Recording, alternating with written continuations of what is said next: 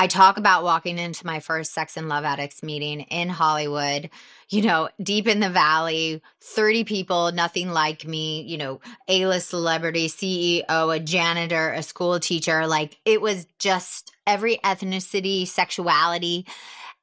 And every time somebody said something, I either thought it, said it, done it, almost did it, thought about doing it.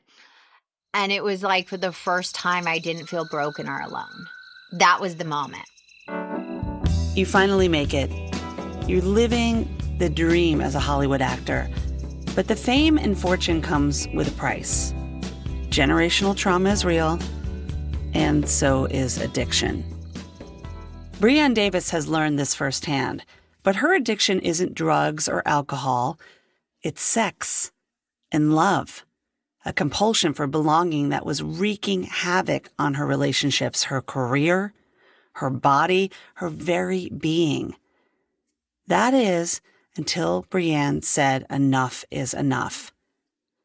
On this episode of HIListically Speaking, Brianne opens up about her journey into recovery. And while she's been sober for over a decade, recovery is a lifelong commitment.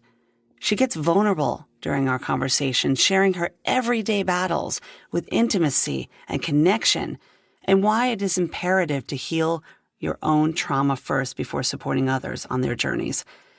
And a promise of a new relationship with those she loves, and most importantly, herself. Because really, the healing never ends. Plus, you'll have a chance to win a download of her audiobook, Secret Life of a Hollywood Sex and Love Addict. Oh my goodness. Could there be a movie in the works? Who will play who? You will just have to tune in to listen. This episode is a healthy addiction into a secret life that will have you wanting more. Miss Brianne Davis. Hey, what's going on across the country over there in LA? How you doing? I'm hanging in there as a mom and a wife. Both my, family members are sick with COVID. So I'm here, but I'm here.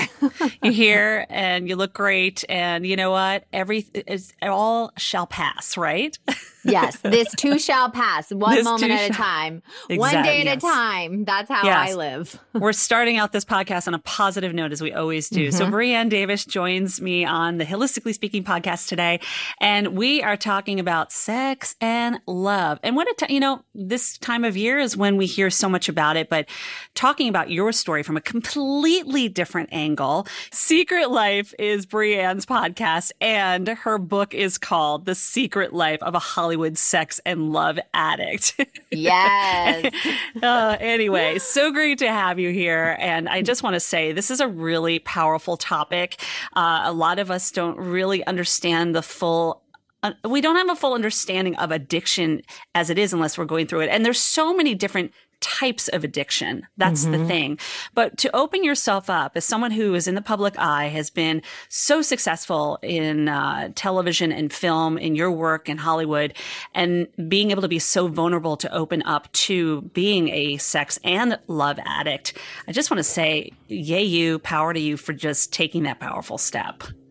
Well, thank you. I really, after being a working actor for 20 years and still working actor, I just had this overwhelming feeling that I needed to be of service to other people.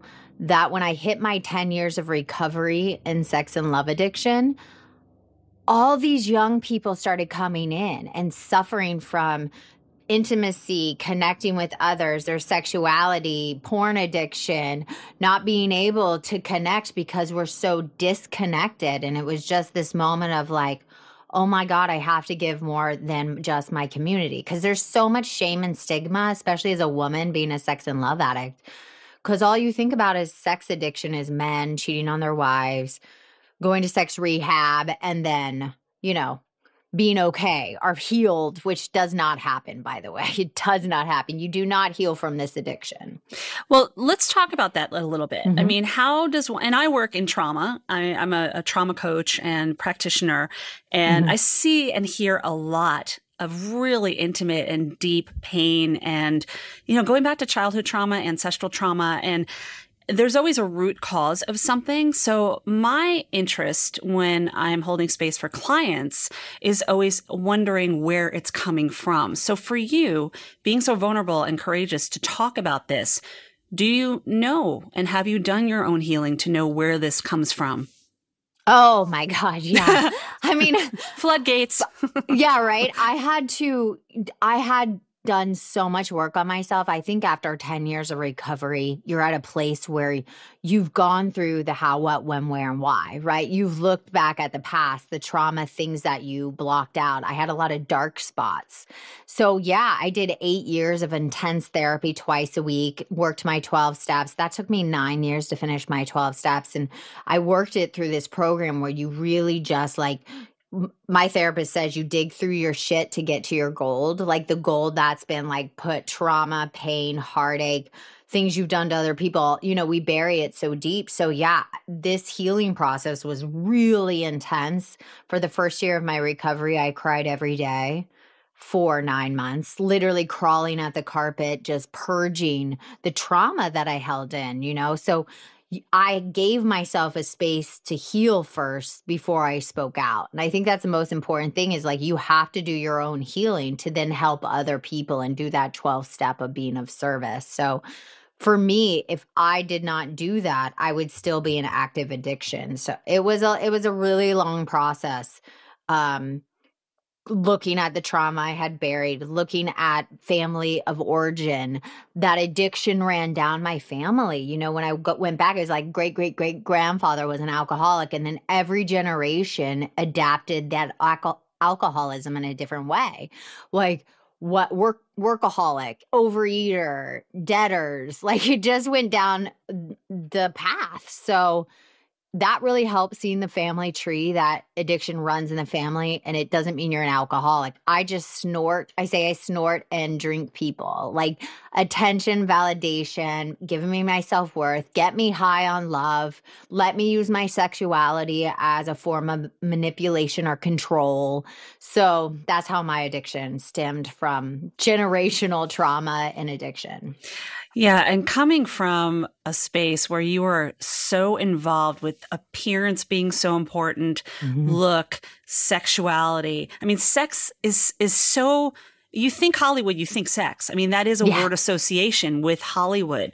So being in it and just being a part of it every day, whether you're on set or you're behind the scenes or you're just in everyday life, when the minute you walk out your door, it's like a comparison game. So where was that point in your life and that shift where you realized, I can't do this anymore?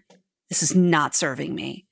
Yeah, I hit my bottom, as we call it. I hit that dark night of the soul when you look in the mirror, and I was with someone that I really cared about, a boyfriend, and I really respected as a person. When looking back, I saw a lot of partners. I was like, I didn't even like you as a person. You weren't even a nice person. But we get involved with people that are unavailable, are toxic when we're addicted to them. So here I was, 12 years ago with someone I cared about, thinking I was over this period of my life where I would have 1 foot in relationship, 1 foot out. I would flirt with everybody. I'd have a ton of guy friends. I didn't have a lot of sexual partners. I've never had a one night stand. You can be a sex and love addict and never had a one night stand. Would never have thought that. Right? I have never had a one night stand. Because you hear addict, you think you'd have to have constantly in the high and high and high. And wow. Yeah, we'll have to get into that. Because it's that people, that's that narrowness that people think about, that I wanted to break open the doors and say, this is what a sex and love addict looks like. It's not what you think. Everybody I know almost suffers from this. I think it's a society thing now. We glamorize it. But back to what my bottom was is a mentor of mine died that I worked with for a while, suddenly of a heart attack. And I found myself 2 days later on location shooting a movie across the country away from my boyfriend. And I started flirting again and I started intriguing. And this energy was coming out of me where it was and then I was like, oh my God, am I going to cheat? I was getting to that point. 2 days on set, it was insane. And I remember looking at the person being like, I don't even like you again. So it was this whole all these things came at one time, and I said, and I had this moment when I was looking in the mirror, and I said, am I going to be doing this till I'm 80? Am I going to always never be fully connected to another person on this planet? Am I always going to have one foot in, one foot out? And so I knew that the common denominator of all these relationships was me. So I reached out to a friend, and she hooked me up with her therapist, and I started working with a therapist. And the first thing she said, two things to me. She said, you have a secret and I don't know what it is, but you wear the mask of one of my other clients that's a high-class prostitute. And I was like, what? Like, I was so pissed. I was like, first of all, I've never had a one-night stand. I haven't had many sexual partners. And what are you talking about? She's like, you wear this mask. Like, I don't know who you are. And then she said, oh, I know what you, at the end, she said, I know what's wrong with you. You're a sex and love addict. And we did these 40 questions. You can go online. They're self-diagnosed 40 questions, SLAA. And we went through them, and my number was out. It was astronomical. And it says if you get 5 or more yeses, you probably have this problem. And I knew if I didn't change now, I'd be doing it the rest of my life. And she did say to me, she said, you picked the worst career for your addiction. Like, the worst. It's all about appearance and being accepted. So, yes, and attention and given validation. But here's the thing, Hollywood can't give it to you forever. You know, even just a partner can't give you enough validation. So it helped me to be able to work this program and go on set and see everybody else acting out, being like, oh, you're sleeping with the wardrobe. Oh, you're a married person, like flirting. Like, it was easy for me to see my behavior in other people. Helped. And so when you had that moment where you're like, it kind of an aha moment, right? Yes. Did you feel a weight off your shoulders? I mean, obviously this is a process, but did you feel like, I finally understand it? It's almost like having a physical illness or health issue, and you're like, finally, I know what the problem is. Well, not when she said it to me, because clearly, because she said it's like a prostitute. I know. It's like, thanks. But not when she said, yeah, thanks a lot. Very sweet. I'm surprised I didn't fire her. I was so like hard and shut down emotionally. But yeah, I stuck it out. Yeah, you're accepting. I stuck it out. Yeah.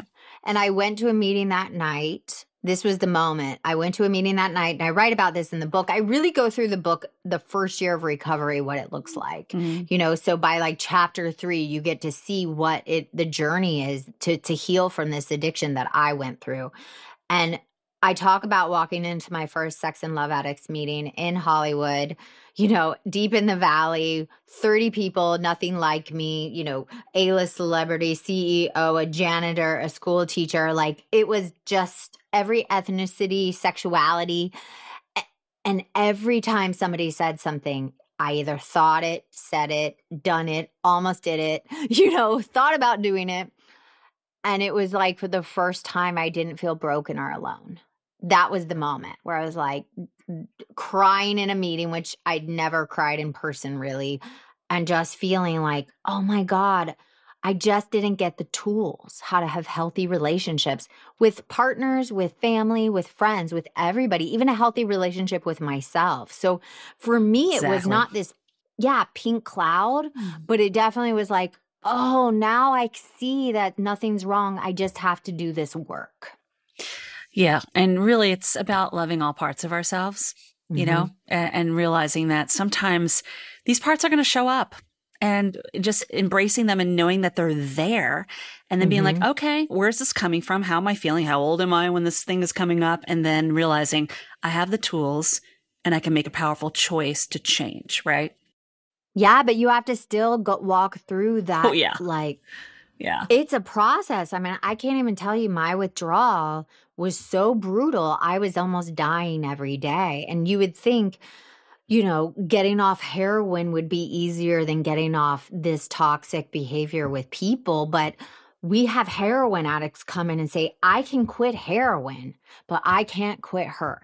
Like, the seriousness of this addiction is so downplayed in society, and that we should be the push-pull, like difficult relationships, drama is so amplified as normal that it's not normal. There shouldn't be drama and fighting and conflict all the time. And yeah, so for me, it took a long time to see how serious this addiction is, but I've had friends that commit suicide over this addiction, murder people. I spoke in jails for 2.5 years doing female, jail meetings there. And it's like every woman in that jail was in there for sex and love addiction. She attempted robbery for a partner. It's just like insane. Just watch a Dateline, how serious this addiction is. And that's why I spoke out. Well, when we think about it, the main thing we all want is to be loved and appreciated and accepted. And when that's taken away, it's like, and the other thing is the powerful thing you just said, Brianne, is the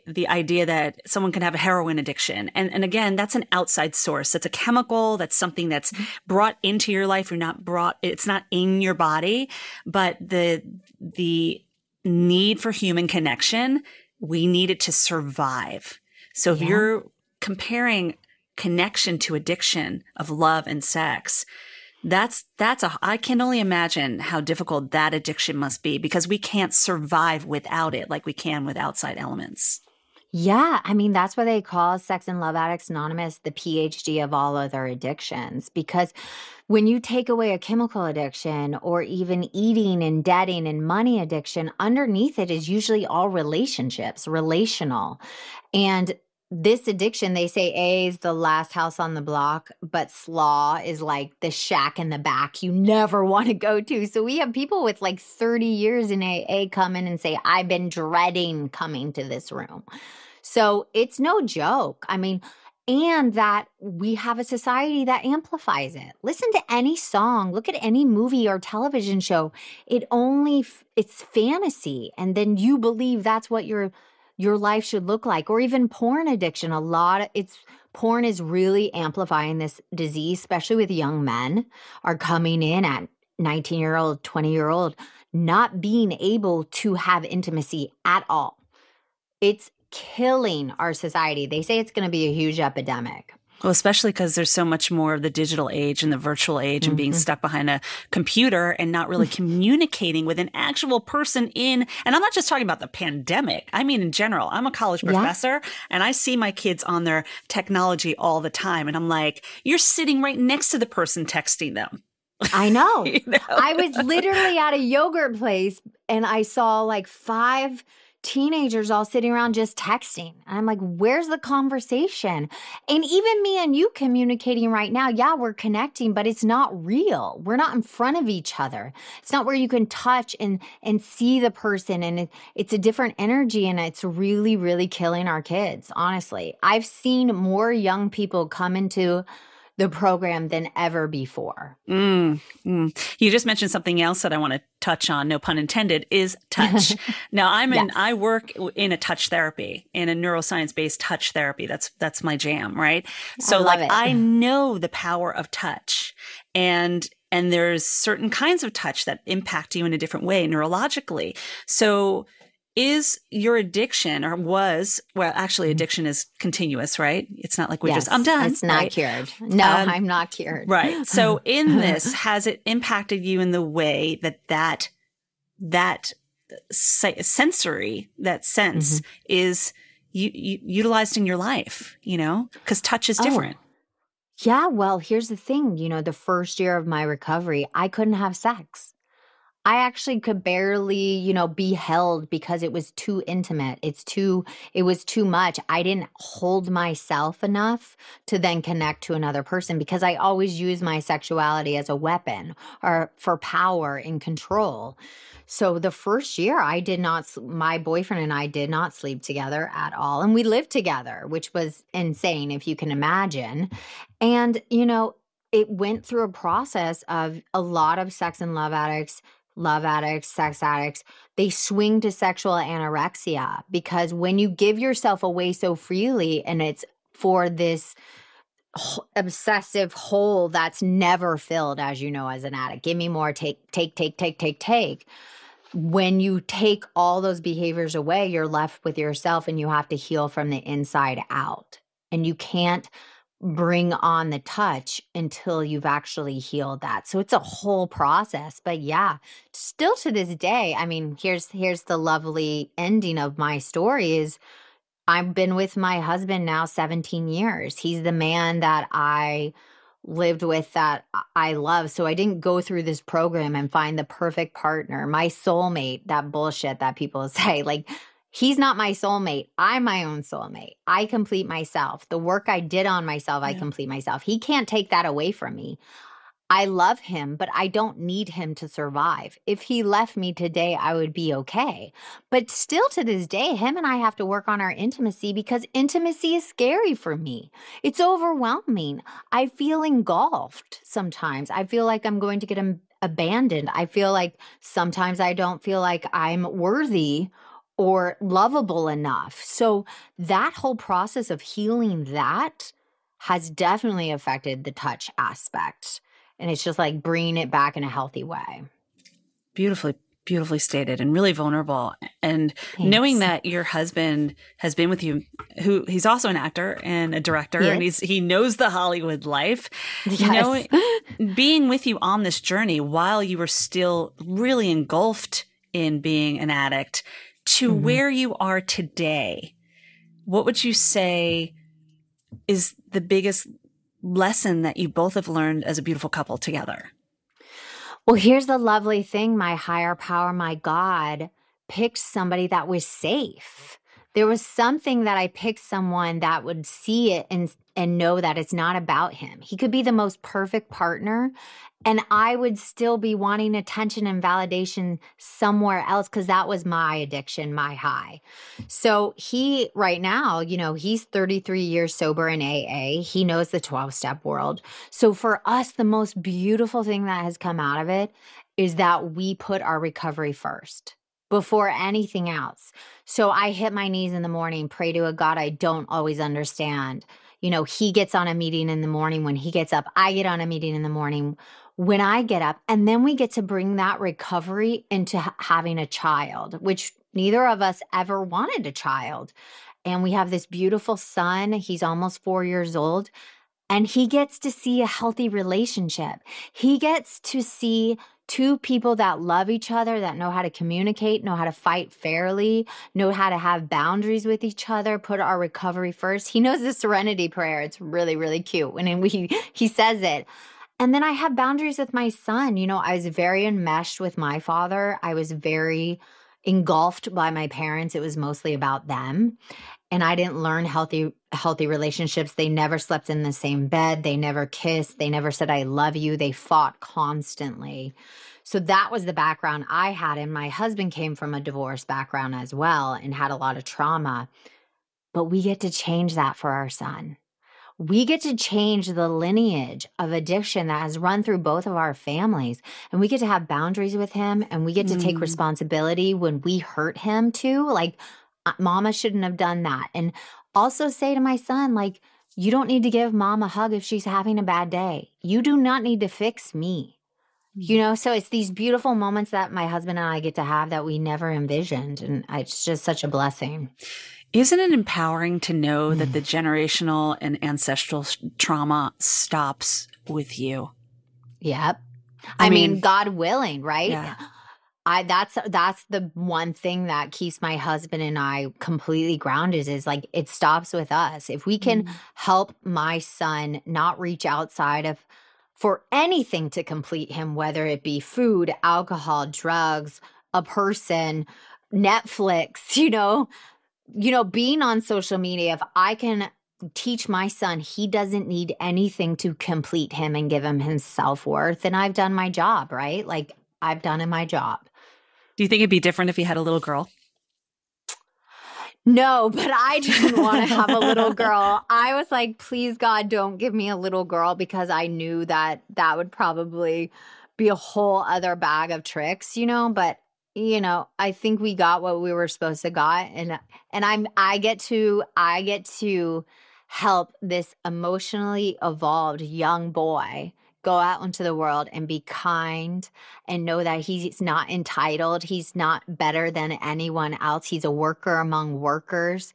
And he is, no compare and despair, greater and less than, that I was taught. You always have to be better than somebody else. So great. So beautiful. Listen, Holistically Speaking listeners, Brianne Davis is with us on the show, and I am so excited to talk to you. This is really a very interesting topic. And we are also talking about her book, which is The Secret Life of Hollywood, a Hollywood sex and love addict, a novel. We're going to talk about that in a second. And also she has the Secret Life podcast, which is available on all podcast platforms, I take it, because it should be, right? So I just want to say also that Brianne has graciously offered to give away a couple copies of her novel, either ebook or audiobook. We're going to talk about that. We'll figure that out. I want to read it. I haven't had a chance to read it yet because this was just so this just came about and we were like, let's do it, girl, right? So we'll talk about that. And of course, thank you to my friends at Squadcast for holding the space for this to happen. A really great place to record your podcast if you're thinking of being awesome podcasters like Brianne and myself and using your voice and amplifying your voice. You are going to learn more about that by just visiting my podcast page. So let's talk about the book. This is not a memoir. This is not a memoir. This is not a memoir. But here's what I loved when I was reading your notes, that you actually came up with the idea out of the Police song Roxanne, which I am a huge Sting and Police fan to the point where it could be restraining order possibility. And so I loved that when I read it. But more so, I want to know why you took that angle in Secret Life of a Hollywood Sex and Love Addict being a novel over a memoir. Yeah, so I never wanted to write a book. I just want to put that out there. Again, I never wanted to speak out. I didn't have any interest. But after being of service to so many people around the world, speaking all over the world, I was pitching a show about female sex and love addicts, and the narrative just kept getting changed. And while I was doing it and going in for these TV interviews, I was getting so frustrated. My husband was like, hey, you should take this writing course and write it. It's a memoir writing course. And I was like, what are you talking about? I'm dyslexic. I don't know what you're talking about. Leave me alone. And I was shooting Lucifer at the time too. And he kept telling me this. I'm like, leave me alone. And finally I said, yes, okay, I'll take it. And I wrote the first draft as a memoir in 45 days. Yeah, 45 days. It was like a funnel just came through and wrote it for me, because when I wrote it, I just let it all out, right? And it was this moment of during the rewrites and the edit and everything where all these other stories just kept coming in, other people's stories, the Hollywood stories, all this stuff and dreams and stuff. And I just put it all down and I said, well, this is not a memoir anymore. These are other people's secrets in here too. These are other people's stories. And it's not completely me, but she is me and she talks like me. And I was like, who is this person? And that's when this song came on. It was this crazy moment of Roxanne the Police. I'm like, this is Roxanne. Anybody can be Roxanne. You can be Roxanne. I can be Roxanne. Joe Schmo down the street can be Roxanne. So that's how. And I just said, these are my stories. Some of them are, some of them aren't. You can guess. It's like a guess, but I'll never tell you who they are. And so first of all, no one can sue me. No one can sue me, especially there's some really, really high profile people in it. And I get to help people understand this disease, the spectrum of it instead of just mine, because there's so many different stories. So I'm really proud of it. It's Aroma Clef fiction. It's fun. It's a self-help book too. There's these 10 rules you can live by to have healthier relationships. And there's little questions that you can answer. So it's like a fun Hollywood. I wrote it like a TV series, movie, a recovery book and a self-help book. Do you see the book going to the next level? Can you see this book being a movie or a TV show? I mean, being that you and your hubby have this background, you're in Hollywood directing behind the scenes and in front of the scenes. Well, that's our goal. I mean, we wrote the script for it and it's out right now. So we'll see. And I'm writing book 2 right now. I'm in rewrites for book 2 and there's a 3rd and a 4th book that's lined up. So hopefully, the whole goal of writing it is so it can help one person. And I have to tell you, the day it came out, my mom read it. And when you read it, you will be like, oh my God, your mom read this. It's raunchy. It's out there. You get to hear the voice of an addict and them saying, oh, I'm not going to do this. I'm not going to text him. I'm not going to go back to my ex. And then you get to watch the whole thought process of why addicts do the things we do and why we keep going back to these scenarios and put ourselves in dangerous situations. And it's fun, though. It's not dark. It's fun. But when my mom read it, she called me crying. And I was like, oh, my God, what is going on? I was so nervous. And she said 2 things. She said, 1, for the first time in a decade, I understand your addiction. And it was like to be really seen, by your own mom who you've had trauma with, who you've had a difficult times with at times. And number 2, she said, and I've done some of the things that Roxanne has done. And it was just such a healing moment for us. Yeah. Wow. That's I recall having some moments with my mom and stuff that I used to be judgmental of her about, and maybe I've witnessed them or vice versa. And it takes your relationship to a different level, especially now that you're both sharing that title of motherhood or wife or just woman. Yeah. Right? So what a beautiful, powerful story. And by the way, you're a girl that comes from the South. Usually you don't talk about those things. As I remember living in the South, talk about those things. It's like sweep under the rug, right? So like to know that you're calling your mom back in Georgia and you're talking about this stuff, you're like, oh, I don't know where this is going to go, right? Yeah. Oh, no, you don't talk it. And that generation doesn't talk about mental health or sex or addiction or any of that. So it's literally everything. Recording the audiobook was the moment that was pure torture. That was the part they came up to me and said, hey, you're recording the audiobook. And I'm like, what? Huh? Like I had no idea I would have to record an audiobook. And they said, yeah, authors read it out and actors read it out. And I said, well, let's hire an actor.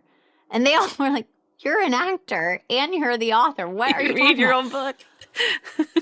But reading it for 2 weeks in front of sound people, I kid you not, I wanted to crawl out of my skin. It was a next level. Writing it wasn't next level. Recording it and acting it out. So I'm really proud of that audiobook because that to me was like birthing another child. It was, I think I ate like 5 bags of chips that week. Like I definitely ate my feelings that week when I was going through that. That's a whole nother addiction. Right?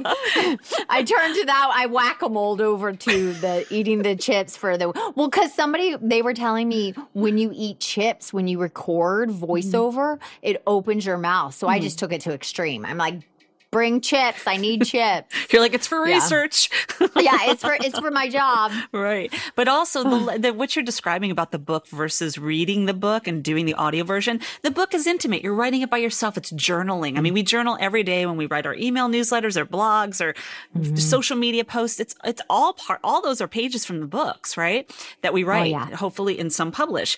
But when you're going in front of the microphone and you're broadcasting it out there, even if it's just that I can imagine that is definitely a much deeper brutal. level. Yeah. No, it's like talking about really dark things like having sex on your period, like sleeping with someone you don't want to, putting yourself in positions that you actually in your head are saying no. So there's these traumatic moments that I had to read out loud in front of these sound guys, and it was just torture. But I'm so proud of it. And then I had to listen to it just to make sure it was all okay.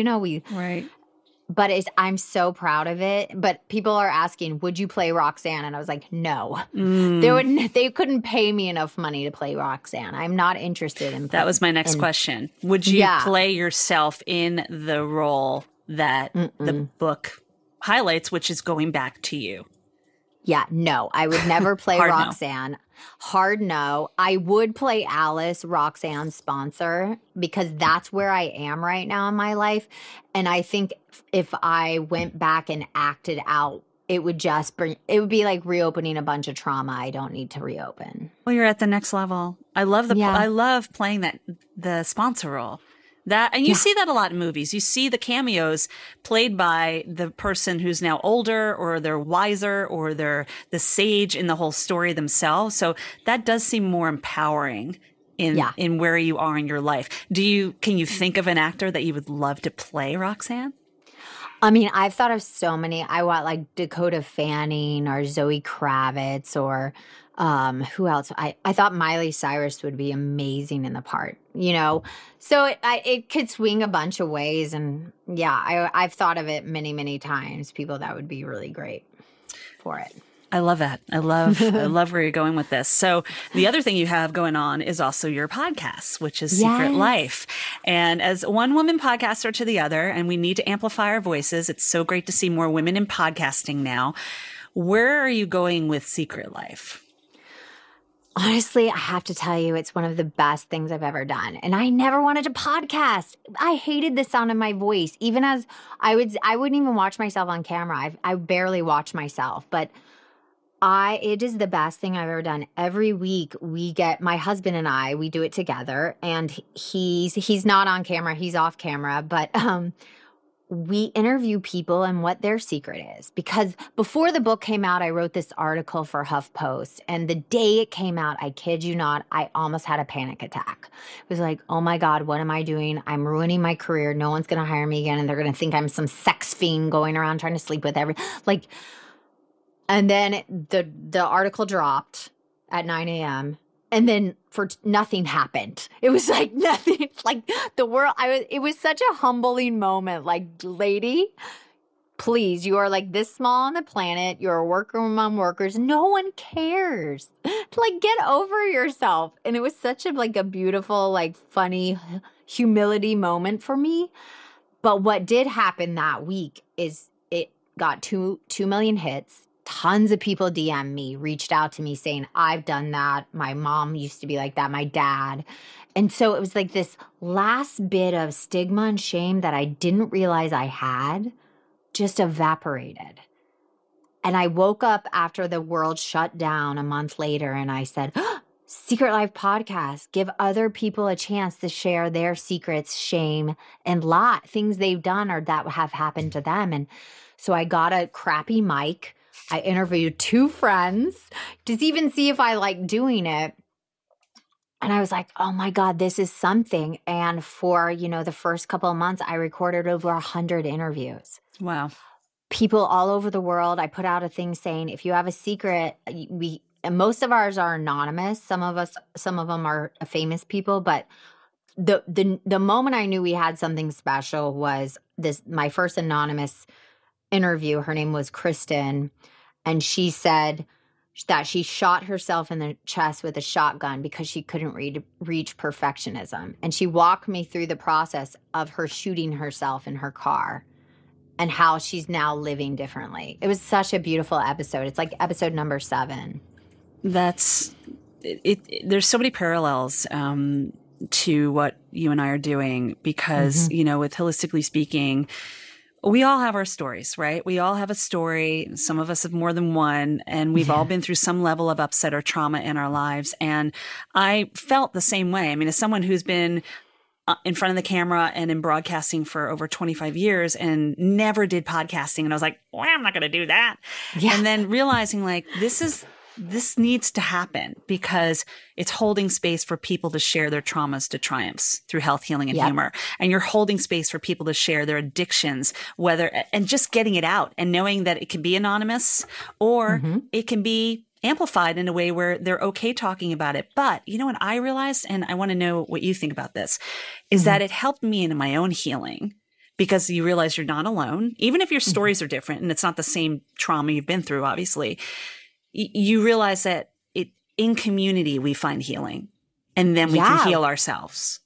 Yeah. Right? Well, that's the name thing, right? Yeah. Addiction, the opposite of addiction is connection. So every time I do an interview, it's a way for me to give back and be of service to the listener. It's a way for the guest to be of service to the listener. It's about the listener. It's not about me or my guest. Right. But the beautiful thing is like, every episode I say, tell me your secret and I'll tell you mine. So every episode I try to reveal something new about myself. So I'm putting myself in the hot seat just like my guest is. So if they say, this is what it made me feel like, I say, me too. That's exactly, I felt like a piece of shit or whatever we're talking about. But yeah, to be able to have, I think we have 100 and 68 interviews. We still have 68 left, or we're on episode 89. So we have a lot left, and I'm still recording them to this day. And it's like every person, we're all the same underneath. We are not broken or alone. Things happen to us. We've done bad things. Bad things have happened to us, but it doesn't make us bad people. And every time I record, I'm like, oh, that's so inspiring. Because here's the thing. I go to meetings once in the morning and once at night. So I'm at 14 meetings a week. And I share at a lot of it. And I speak all over the world at the meetings. And every time I do, and to connect with another person, that's what gives me life. To be of service that way. It's not to be on camera. No. It's to be of service. I think there's a point where we shift in our lives and we realize, what is it all for? Yeah. What am I here for? My voice, I say it all the time, my voice and my connection are my superpowers, because yes, I've spent a lot of time on camera or in front of the mic or producing as well. But what can I use this for to give back to others? Like, why am I here? And I totally get that message. Your mess is your message. Yeah. Period. Yeah. Right.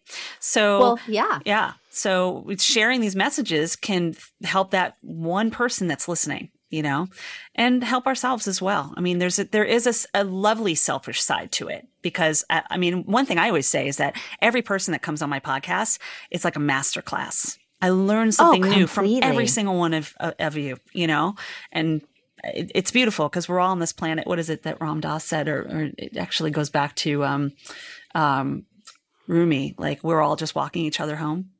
Yeah. Right. And here's the thing. The only thing, and I know this, the only thing that gets me out of ego and self is to help somebody else. Yeah. So now my husband and I, that's all we do. Everything we do is to be of service to somebody else. Mm-hmm. Anytime I take it back and make it about me, I'm in trouble. Like, I'm an addict. I will just that will just penetrate my entire life. And now I get to be of service. And in doing that, that keeps me in serenity and peace. And I'm sure you're aware of that. Like, the awareness is the first step. So when you see that happening, it's almost like being in the relationship with a narcissist, which I've been there.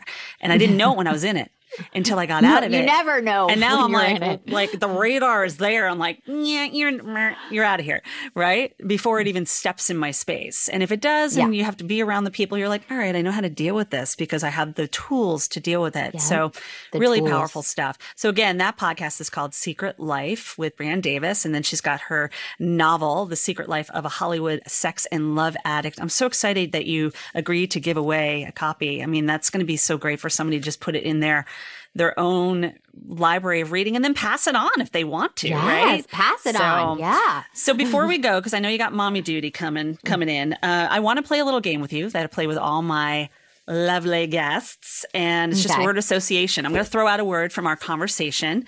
Just come back with the first word that comes to mind. Okay. You got it? You ready?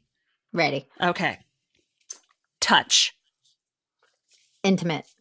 Actor. Selfish. Okay. Heal. Important. Sexuality. Mine. Shame. No more. Marriage. Lovely. Motherhood. Priceless. Boundaries. Important. Voice. All that I have. Hollywood. Flighty. Addiction. Connection. Love. The only thing. Beautiful. That might have been the most amount of words I've ever thrown at a person, and you nailed it. I loved it. There's no right or wrong answers. It's just yeah. I absolutely love that. This was such a delightful conversation. I want to ask you, Brianne, is there anything that you would love to leave with Holistically Speaking listeners? I always love to say that you are not alone. If you are in a toxic relationship, or you're toxic yourself, or you find yourself going from relationship to relationship looking for this person to complete you, please just stop, take a moment and pause and look at your life and think, do I want to keep doing this? And there is a way out. You don't need anyone, whether it be a family member, a friend, a child. You don't need anyone to complete you. And if you feel incomplete without somebody in your life, maybe this is something you should look at. Beautiful. Love that. Thank you for being of service and just being a light and sharing who you are and putting yourself out there and being vulnerable and courageous. It's really beautiful. It's been a pleasure. Thank you for having me. Don't miss your chance to grab a copy of Brianne's book, Secret Life of a Hollywood Sex and Drug Addict. Just go to my Instagram at Hilary Russo to enter the giveaway. All the prompts are there for you to follow. And while you're at it, connect with Brianne too at the Brianne Davis. All right, follow us both. And if you're struggling on your own healing journey, connect with me and set up a complimentary coaching call so you can learn how to put the power of active emotional well-being right back in your own hands. Havening heals. It has helped me on my journey. I can help you with yours, and I can show you how. So book that call at hilaryrusso.com/havening. Make a difference in someone else's life. Share this episode with one other person. And while you're at it, subscribe. Leave a rating and review on Apple Podcasts or Spotify, and give Secret Life Podcast a listen to as well. Those links are on the podcast page. And if you're interested in joining Brianne and I, amplifying your own voice, starting your own podcast, I'm offering a 7-day free trial thanks to my friends at Squadcast. It is the best resource for remote podcast recording out there. Just click the link I've provided to give it a try. HIListically Speaking is edited by David Seiss, with music by Lipbone Redding, and of course recorded on Squadcast. Continuing to send out the love to you for tuning in, taking your power back, and being awesome. Thanks for listening. Be kind to your mind, and don't forget to laugh.